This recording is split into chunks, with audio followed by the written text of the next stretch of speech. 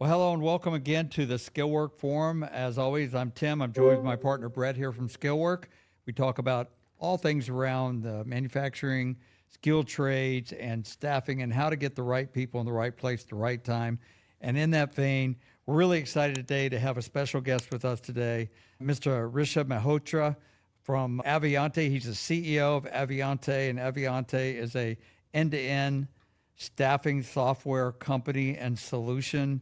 We've gotten to know Rish very well over the last several months. He has got a ton of experience in this space, technology, and how to solve, the pressing problems that we face as business today. So, Rish, thank you for joining us today, and welcome to the Skillwork Forum. Thank you so much for having me today. It's a real pleasure. Yeah, we look forward to it. Maybe you could just tell us a little bit about your career path that took you to the helm of Aviante, one of the leading staffing software companies in the world, actually. My career actually started in Silicon Valley, where I did my first startup. And one of the things that I was focused on was how can we use technology to help improve lives of people. And I've taken that sort of concept throughout my career and had a chance to build several, leading edge businesses across staffing, which is Aviante, benefits, payroll, and healthcare businesses. And one of the things that's kept me going is I'm really curious about people and really curious about how can we have businesses impact the lives of people.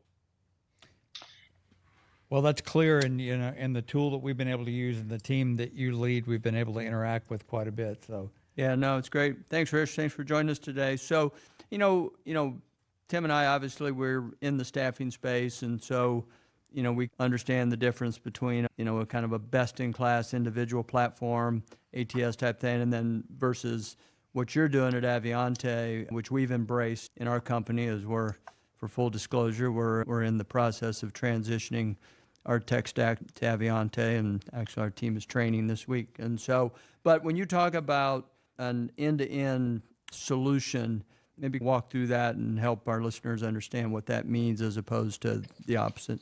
So. We're really excited to work with you, and our team is excited to be on site with you this week. When I think about end-to-end software, what we look at is what does it take to operate a successful staffing company? And for me, that's simplifying the entire process of a job from an employer to finding the right talent, to getting them onboarded, to having them show up at work, and then getting paid. And so when we look at the workflow from an employer to an agency to talent and back, that's what we're trying to solve from a technology stack standpoint. And so end-to-end technology is providing the tools and technology to integrate across that entire workflow. Now, components of this include VMS, workflow solutions, ATS, payroll, integrations, and mobile solutions for both recruiters and talent. And so those are the components that we think about that make up that end-to-end stack. And we do help staffing agencies customize it through their own APIs and using additional providers and components that they may want to add. But I think the overall tech stack, that's a hub and spoke tech stack, is a little bit outdated. For us, it's more about technology for people and how you can create a consistent workflow from that employer to talent and back. Yeah, we've talked about it here in other domains, but it really is about having a fully integrated ecosystem, whether you're on the manufacturing floor or staffing company or whatever, everybody connected, like rather than having regional offices across town, having everybody in the same pod working together. So that's the idea, and that's what we're embracing. And Rish's team is leading kind of that charge in terms of our space, which is staffing, as Brett mentioned. So Rish, we have had the opportunity to hear you speak on a number of these topics, and most recently at your Aviante Connect conference, a lot of staffing companies and industry experts there. And at your keynote, you gave a couple of compelling thoughts, and one of which I wanted you to speak about, which is you said the staffing industry as a whole acts as a shock absorber for the labor market. And that really caught my attention. Could you expound on that a little bit? Yes, I did use that analogy. So basically, the way I think about it is employers are using temporary and contingent labor to supplement their full-time employees. And so that when they want to expand capacity, staffing is the first to see that increase. When they want to reduce capacity, staffing is the first to see that reduction. So the volatility in the staffing industry is higher than what we see in full-time employment. So in effect, we act as the buffers or the shock absorbers for the labor market. Yeah, so the canary in the coal mine, follow that market, you probably get a good idea of what's happening, particularly our area of interest, manufacturing. Exactly. And I looked at some of the data in manufacturing. So as soon as the Feds increased interest rates, one of the first things that happened is manufacturing overtime slowed down and temp staffing got impacted. And so I talk about cyclical and structural change that happened in the industry, but manufacturing is the canary in the coal mine. And the flip of that is when staffing starts going up, we know that the rest of the economy has hit its bottom and it's going to start, progressing as well. No, it makes a lot of sense. Yeah. What do you see? This is a broad question, Rich, but in that vein, you see a much broader landscape than we do. We have a very narrow focus, in the skilled trades, specifically in the staffing world, in manufacturing. But what do you see the current state or landscaping of staffing kind of in the midst of inflation and, an election year, all the other crazy stuff that's going on? Where do you see that in a broad sense? Over the past years, the staffing industry has faced uncertainty, driven by the cyclical changes, the economy, but also by changes in buying patterns for employers, talent preferences, the aging workforce, and then also changes in regulation and technology. So when you put all of this together, the staffing industry, not just staffing agencies, but also employers and talent are facing unique challenges. Just to give you an example, employers want a cost-effective, reliable, quality contingent labor force that they can supplement their full-time employment needs. For talent, they're thinking about how do I combine flexibility with financial security and career progression. And then for staffing companies, I've often said we are managing a two-sided marketplace with employers on one side and talent on the other. And staffing companies almost face the hardest challenge. So how do we balance the needs of employers and talent while trying to grow profitably, implement new technologies, and also deal with some of the regulatory changes that are driving compliance? Yeah, the way you put that there, we recognize that. We live in that world where we feel sometimes as though we have two businesses and one, because we have really two sets of customers. If you think about it, we have our candidates that we're trying to recruit and bring on board. They're in fact our customers. Then they become our employees. And then, and the way we split things up, Brett kind of has got the demand side of the businesses. That's all of the people out there that need our folks. So it is Yeah, no, definitely. It's, I think, Rich, you put it well. You've been in this space, but yeah, and, Tim and I's background is not staffing. My background is manufacturing, and, Tim has his own background of higher tech and larger space, with a military background. But so, we're new to the staffing, which I think has been good for us, to be honest with you, because we didn't have any preconceived notions of how to solve the problem. And so we just went stupidly forward, and so far it's been okay. I agree with that. I think it's very interesting that you come with manufacturing background because then you understand your customer. And if you understand your customer and you understand technology and even the acknowledgement of the two-sided marketplace will really get you to start thinking about unique solutions that others just think, well, this is the way to do it versus this is the way how we should do it. Yep. So you mentioned a couple times, you brought up cyclical and structural change, that concept. That was also something that caught our ear. And, could you first define what the difference between a cyclical and a structural change is, and what do you see, how do you see those being applied in our current state of staffing and employment? Sure. I think industries generally go through two types of changes. Cyclical changes, now that's what it sounds like, a cycle. It's like the changing of the seasons, it's night following day, it's a bull market following a recession. Every industry goes through its cycles of peaks and valleys driven by external factors. In staffing, I've seen when interest rates go up, demand for manufacturing and overtime goes down, and staffing goes down, and vice versa. So we've all lived through this cycle over the past, couple of years, and hopefully with the interest rates now coming down, we should start seeing increases. Structural change, on the other hand, means there's something fundamentally different in the marketplace. It means the rules of competition are changing, and these are generally driven by, are there preferences and buying patterns that are changing? Is there a major shift in the use of technology? Is there geographic or demographic patterns that are changing?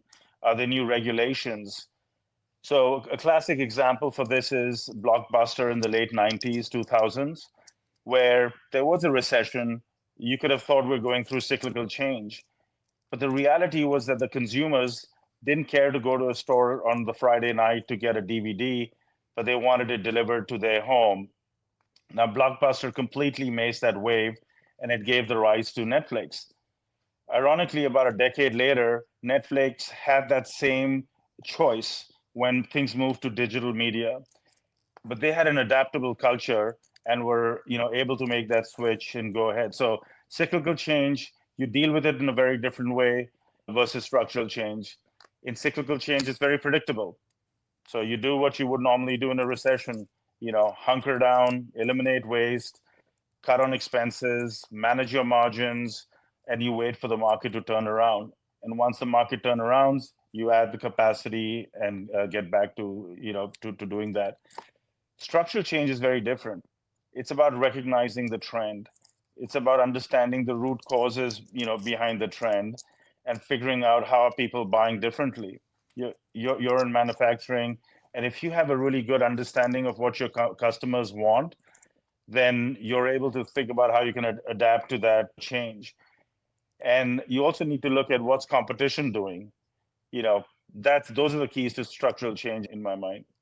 Is the skilled labor shortage hurting your company's bottom line? Skillwork is the premier staffing agency focusing exclusively on skilled labor. Our team of highly skilled workers augments your existing teams for elevated impact and decreased downtime. Partnering with hundreds of facilities in more than 30 states, we deploy our traveling industrial technicians to work for you on a contract basis. Our philosophy is simple: to honor God in all we do, bring respect back to the skilled trades, and positively impact those around us. For more information on how Skillwork can deliver the top labor talent you need, visit skillwork.com or call us at 402-447-7058. Call us today to see how Skillwork can work for you. No, that's really good, Rish. Do you, and I don't know if you have a deeper thought or position on where the staffing industry is today from a standpoint. Obviously, there are some with inflation and whatnot. There is the cyclical element, but do you at Aviante and just in your general knowledge of the space, do you see a structural change that we're in the midst of that staffing companies need to be aware of? I was recently at a conference and polled a number of staffing executives. And one of the biggest sort of things that came out is we're facing uncertainty. And then when I probed further, I think pretty much across the board, everyone agreed that we're going through both cyclical and structural change. And so the difference is that in the case of cyclical change, you can wait it out. In the case of structural change, you need to make bets. You cannot stay where you are because you're going to get left behind. And so when both happen together, you need to look at which things can you wait out and where do you need to make your bets, to go in the future. Yeah, again, thinking about our world, and we believe that we're at the forefront of a, obviously cyclical change, everyone knows, but we believe we're at the forefront of a structural change in our space, particularly in the manufacturing space, with the change in the skills necessary, thinking about the caliber of workers required to keep a modern manufacturing space operating at peak efficiency. There's a big structural change in that, and the demand and how companies find and augment, we like to say augment their workforce. So we really believe that we're at that, and part of that is requires education. Would you, what are your thoughts on the fact that we have to, if we want to be leaders, we have to also be educating people about this structural change and to bring them along? I agree. And in the example of the industry you're in, the good news is it's a very exciting area with high demand from businesses seeking talent. The flip side of that is it comes with labor shortages, and now you have to figure out how do you become really good at building the talent, finding them. So for me, the things are, you got to first leverage the talent that you already have. We need to engage talent using technology like mobile apps and using algorithms to go redeploy these talent. I think the second part is how do we find the talent that's out there and make sure we build it as an asset and engage them so that they can keep, coming back. Employers can keep coming back to you because you have a unique set of talent that you've trained and built. And you mentioned training. I think it was a discussion we've had in the past. I think training is critical. Being able to have talent that's loyal to you, that's trained, that's building their career progression is going to be a way that will be beneficial both for the employer and for you as a staffing company. No, it's for sure. Yeah, no, I just got back yesterday, Rish, from it's a group called Vertical Exchange, but don't need to get into detail of that. But basically, got to meet with about 6 companies. 3 of them, I would say, are enterprise size. And it's just really, like you said, you got to listen to learn and listen to what they're telling you, and it is a structural because they're automating and then trying to figure out how they're going to run their automation. So it's changing. It's a good change for us. I'd like to say that we saw that opportunity coming, and so, but it's definitely something you got to stay on top of. So Yeah. I agree with that. I think you're leaning into the changes that are happening in the industry. One of the things you've mentioned is that as manufacturers try to drive more automation, they're going to need higher skilled people to deal with the machines. Who's going to go fix the machines, right? So they need higher skilled people to be able to do that. And you're exactly in that trend. So I think there's going to be segmentation of staffing companies in the future that are based on taking a vertical and going after that. And I think you're doing exactly that. Yeah, so it leads into this other topic I want to get to because it's another one of the things that spoke to me during your address that you gave. And you didn't invent this, but you spoke into it, and I think it really applies to what we're talking about here. And you talked about the marginal gains theory, and you gave a really great story about, I think, if I remember correctly, it was like with the British cycling team. Mm-hmm. I may have that wrong, but do you mind sharing that and just your passion about the marginal gains theory and getting a little bit better every day? Yes, it was the British cycling team. And the thought process on this is anytime there's change, we always are daunted by it, right? No matter who you are, change is scary for us. And so the idea was developed by David Brailsford, a bicycling coach, to manage the performance of the British cycling team. When he started, the team was mediocre at best. They were never champion competitors. But his mandate was to create a world-class team. Now, many people, when they're faced with this mandate, are likely to overcompensate. We see plenty of football teams where a new owner comes in, throws money, and then they're disappointed when the team doesn't perform. But his approach was different. He worked with the team he had and micromanaged all the relevant detail. But what he said was that the whole principle came from the idea that if you broke down everything you could think about that goes into riding a bike and improved it by 1%, you could get significant gains when you put it all together. So he focused on training and mindset and nutrition and equipment and sleep. And he was even down to the point of, hand washing. And people thought that was a bit crazy to do until the team started winning. And so the notion of saying, let's get into the habit of making small changes every day, and that's going to lead to extraordinary changes over time. And it's basically the same approach that the highest performance athletes, that use this, whether, you think about gymnastics or football, Michael Jordan did this day in and day out. They improved every little bit.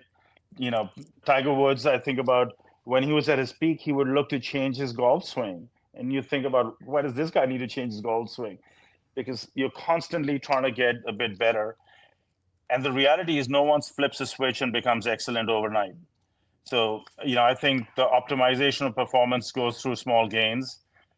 I think this is very true in business as well. So in staffing, if you want to go transform for structural change, get in the habit of making the small changes every day. Relook every day to say, what did I do better? What can I do better? And over time, it's going to add up. And I've used that principle every time I've led a company, is for us to have the habit of looking at how we can get better day in and day out.